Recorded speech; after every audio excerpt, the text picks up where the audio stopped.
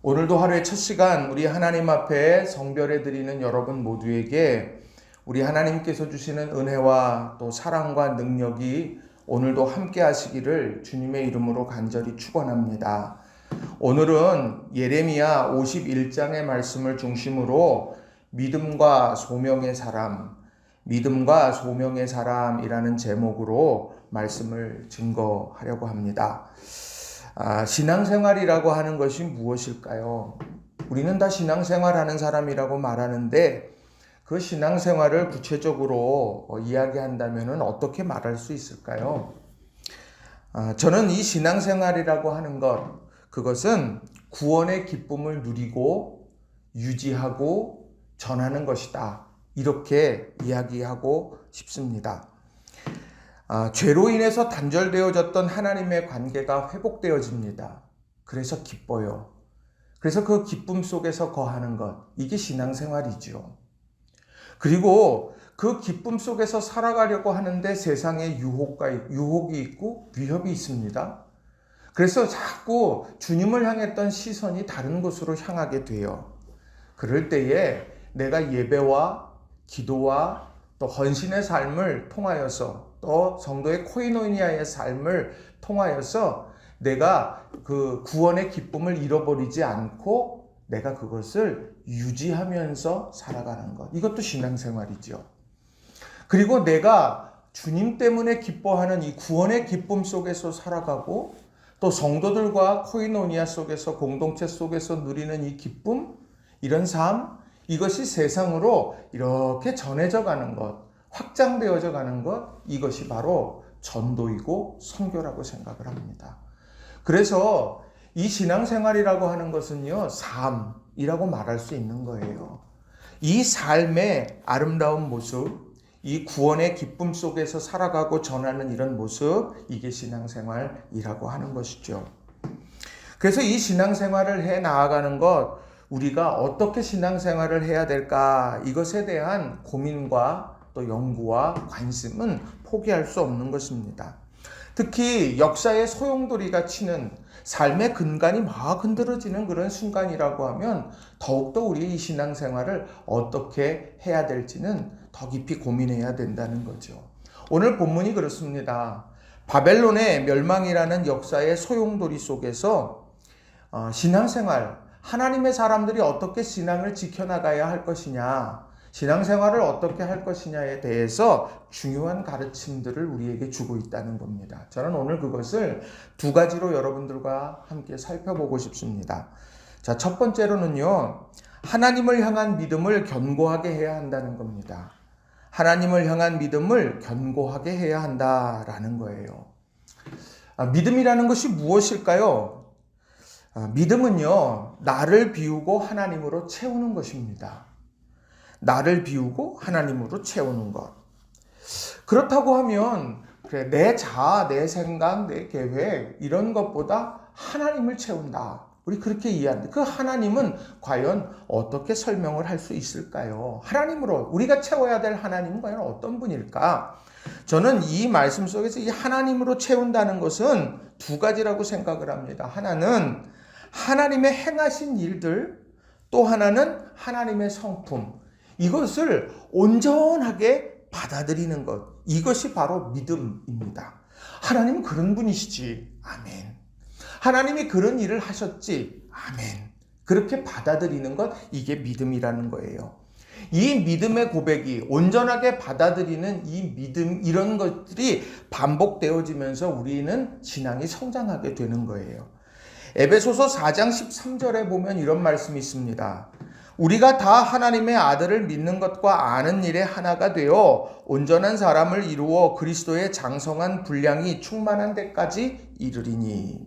하나님의 아들을 믿는 것과 아는 일, 그거에 집중한다고 말해요. 아는 것과 믿는 것. 내가 그것에 대해서 연구하고 내가 그것에 대해서 맛보아 알고 내가 그것을 온전히 신뢰하는 일에 하나가 될 때 온전한 사람을 이루게 되고 성장한다는 거예요. 그래서 로마서 10장 17절에 보면 바울 사도가 힘써야 되는 것, 그것을 뭐라고 말하느냐? 로마서 10장 17절 이렇게 말합니다. 그러므로 믿음은 들음에서 나며 들음은 그리스도의 말씀으로 말미암았느니라. 그리스도의 말씀을 자꾸 들으라는 거예요. 말하기 좋아하는 세상 아닙니까? 우리가 사람 만나면 내가 알고 있는 지식, 내가 생각하는 경험, 우리 그런 거 나누고 이야기하고 관철시키고 우리 그러는 거 굉장히 그런 일들이 많지 않아요? 근데 신앙생활은요, 듣는 거예요. 경청이에요. 놓치지 않으려고 듣고 그것을 온전히 받아들이는 것이 된다는 거죠. 그래야 우리의 신앙이 성장하게 된다는 겁니다.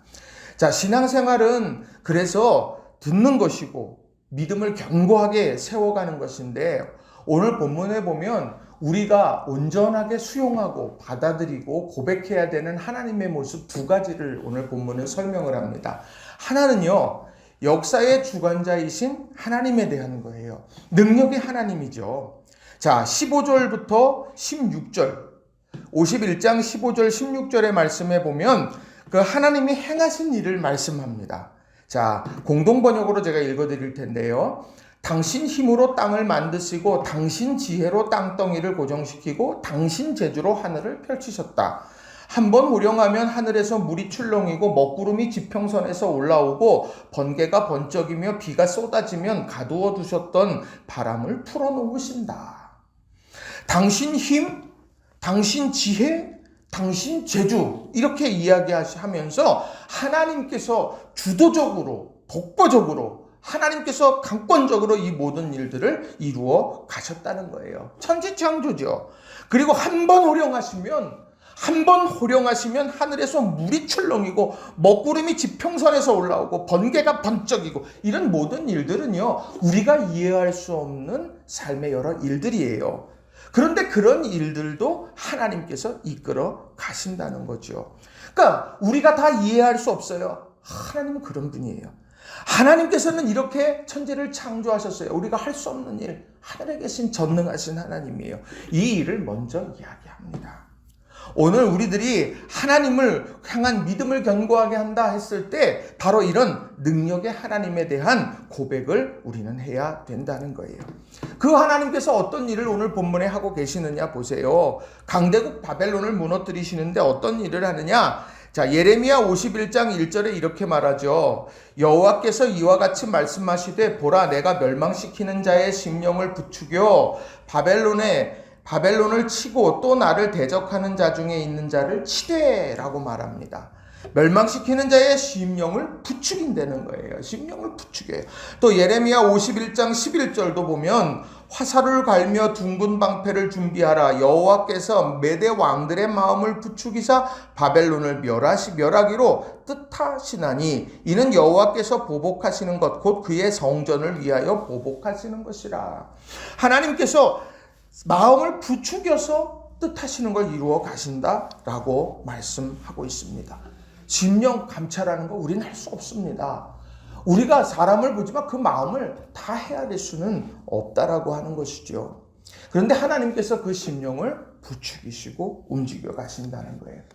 하나님께서 오늘 예레미야를 통해서 이 이스라엘 민족, 역사의 소용돌이 한복판에 있는 사람들을 통해서 하나님께서는 바로 이런 능력의 하나님에 대한 부분을 강하게 말씀하시는 거예요. 바벨론이 무너져요. 메대가 일어와요. 페르시아. 그런데 그러한 역사의 뒤바뀜과 혼돈 속에서도 그 모든 것은 하나님께서 이끌어 가신다. 하나님께서 능력으로 역사에 가실 거다. 우리는 그 하나님을 믿으면 된다. 라고 그렇게 말씀하고 있다는 거예요. 또 오늘 우리가 고백하고 믿어야 되는 하나님에 대해서 이스라엘 민족에게 전해주신 또 하나의 모습은 뭐냐면, 하나님이 어떤 분이냐? 기도를 들으시는 하나님이다 라는 거예요.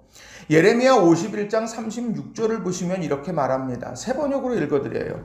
그러므로 나 주가 말한다. 보아라, 내가 너의 호소를 들어주며 너의 원수를 갚아주겠다. 내가 바벨로니아의 바다를 말리고 그 땅의 샘들도 말려버리겠다.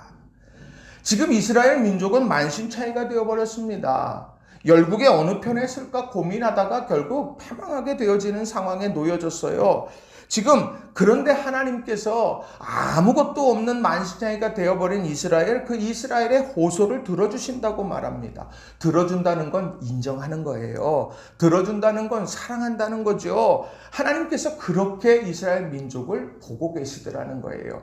세상 사람들은 자신이 가진 지위나 명예나 권세나 물질이나 이런 모든 것들을 통해서 자신들의 힘을 상징해 갑니다. 그걸 많이 가진 사람은 어디 가나 대우받는 것처럼 보여요. 또 그렇게 실제로 대우를 받습니다. 그런데 중요한 것은 우리 하나님께서는 오늘 내 삶에 아무것도 없어도, 내 삶에 만신창이처럼 찢겨진 것처럼 내가 아무것도 내가 자랑할 수 있는 것이 없어도 오늘 내 호소를 들어주신다는 거죠. 왜요? 하나님의 자녀고 백성이니까. 돌아온 탕자의 비유에서 탕자가 무엇을 이야기할 수 있습니까? 아버지에게서 내가 유산 다 상속받아갖고 다 말아먹고서 온 사람 아닙니까? 그런데도 아버지는 그를 안아주고 그에게 신을 신기며 가락지를 끼워주면서 그를 안아주고 회복시킵니다. 이유는 딱 하나입니다. 잃었던 내 아들. 바로 이런 관계, 사랑의 관계, 그래서 호소를 들으시는 하나님, 그거에 대한 믿음을 견고하게 하라는 거예요. 우리는 하나님에 대한 믿음을 이야기합니다. 그 하나님에 대한 믿음, 그건 다른 게 아니에요. 능력의 하나님에 대한 신뢰, 그리고 사랑의 하나님에 대한 고백, 이것을 붙들고 사는 저와 여러분이 다 되시기를 주님의 이름으로 축원합니다. 그래서 여러분들이 이런 하나님의 성품과 행하신 일에 대해서 그것을 고백하고 꿈꾸면서 여러분 삶이라는 도화지 위에 오늘 하나님께서 써가시는 축복의 역사가 여러분 모두에게 있기를 주님의 이름으로 축원합니다. 두 번째로는요, 하나님께서 맡기신 소명이 있음을 기억해야 한다는 거예요. 하나님께서 맡기신 소명이 있다는 것을 기억해야 합니다. 하나님에 대해서 그렇게 고백하고 신뢰해요. 그렇다고 하면 그 하나님께서 오늘 우리에게 기대하시는 것이 있다는 걸 우리는 놓치면 안 됩니다. 자, 하나님에 대한 믿음을 견고하게 하는 사람들의 특징은 뭐냐면 세상을 바라보는 눈이 달라요. 그건 뭐냐면 내가 바라볼 때 이겁니다가 아니라 하나님이 보실 때 어떨까요? 이런 질문을 늘 합니다. 어느 청소미화원이 자신의 직업에 대해서 이렇게 고백했다고 하죠. 나는 지금 내가 밥을 먹고 살기 위해 이 일을 하는 것이 아닙니다. 하나님의 창조 세계의 한 모퉁이를 지금 깨끗하게 관리하는 사명을 감당하는 중입니다.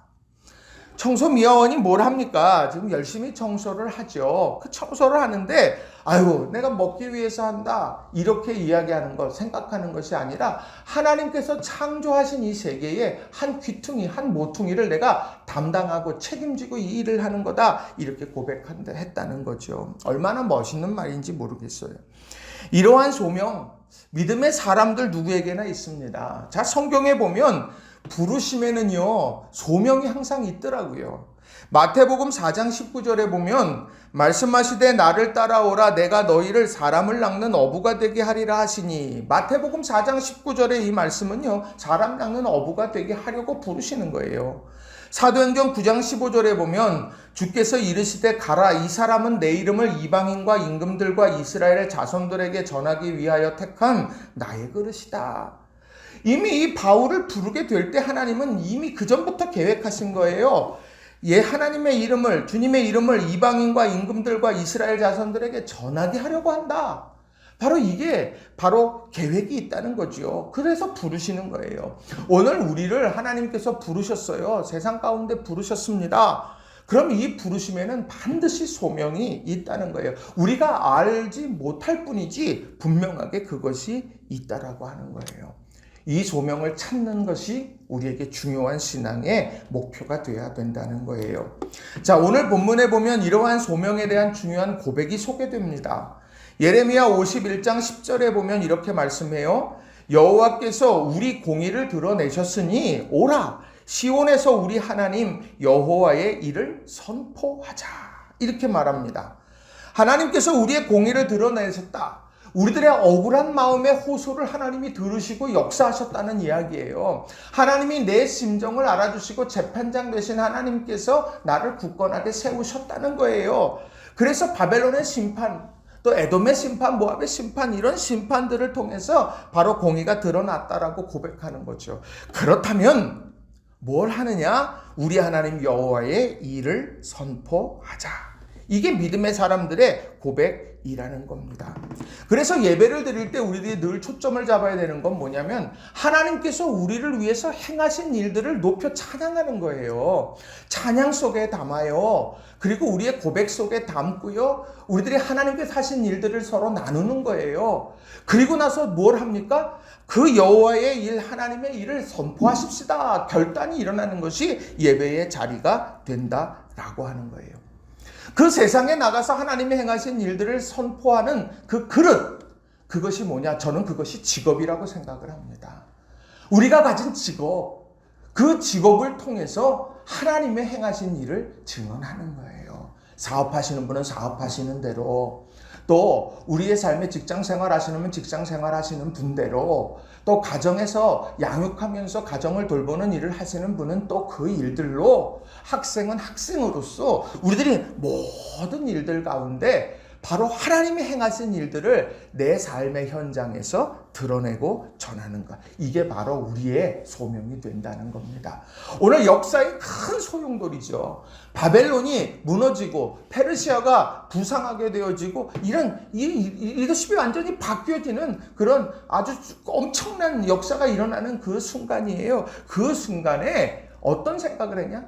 여호와께서 여호와의 일을 선포하자. 맡겨진 소명을 감당해 가자라고 이렇게 이야기하고 있는 겁니다. 코로나19 3단계 격상을 눈앞에 두고 있어요. 전대 미문의 일들 아닙니까? 생각지도 못했던 일들이 있습니다. 근데 그 일들 앞에서 우리들이 다시 한번 생각해야 되는 건 뭐냐? 이 가운데 하나님께서 우리에게 하고자 하시는 소명이 뭘까? 기대하시는 소명이 뭘까? 내가 오늘 내가 선 자리에서 과연 할 수 있는, 주님의 영광 위에 할 수 있는 일이 무엇일까를 다시 한번 고민해야 되는 거예요. 로마서 10장 15절에 보면 바울 사도가 이런 고백을 하죠. 보내심을 받지 아니하였으면 어찌 전파하리요? 기록된 바 아름답도다 좋은 소식을 전하는 자들의 발이여 함과 같으니라. 보내심을 받았다고 고백합니다. 그래서 전파해요. 그래서 좋은 소식을 열심을 내서 전하게 된다라는 겁니다. 오늘이요, 우리는 소명자라는 사실을 다시 한번 기억했으면 좋겠습니다. 오늘 내가 삶을 살아가면서 직장에 출근합니다. 내가 밥 벌어먹기 위해서, 내가 가족 부양하기 위해서 내가 일을 해야만 해. 여러분 그렇게만 생각하지 마세요. 오늘 이 자리는요, 하나님께서 우리들에게 하나님의 일을 선포하는 자리로 우리를 부르시고 보내신 자리가 되는 거예요. 여러분 사업장에서, 학원에서, 학교에서, 또 여러분 가정에서 이런 하나님의 일을 선포해 갈 수 있는 우리 모든 성도님들이 다 되시기를 주님의 이름으로 축원을 드립니다. 이 직업이라는 것, 그래서 하나님이 기뻐하시는 직업을 우리가 가져야 되는 거예요. 그래서 이 직업, 그 각자의 그릇을 준비하고 거기에 복음을 담고, 그래서 그것으로 세상에 전하는 우리 모든 성도님들이 다 되시길 주님의 이름으로 축원합니다. 말씀을 정리합니다. 오늘 말씀은요, 오늘 믿음과 소명의 사람에 대한 이야기입니다. 위기일 때 붙잡아야 되는 건 믿음과 소명이에요. 하나님에 대한 믿음, 하나님의 성품과 하나님의 행하신 일들에 대한 그런 깊은 관심을 가지고 우리는 오늘 사는 거예요.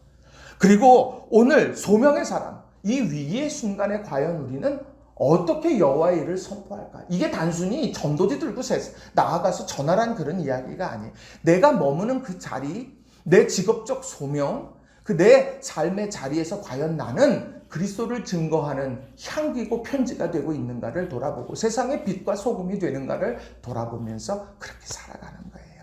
오늘 하루 믿음 안에서 이렇게 승리해가는 우리 성도님들이 다 되시기를 주님의 이름으로 축원합니다. 기도하겠습니다.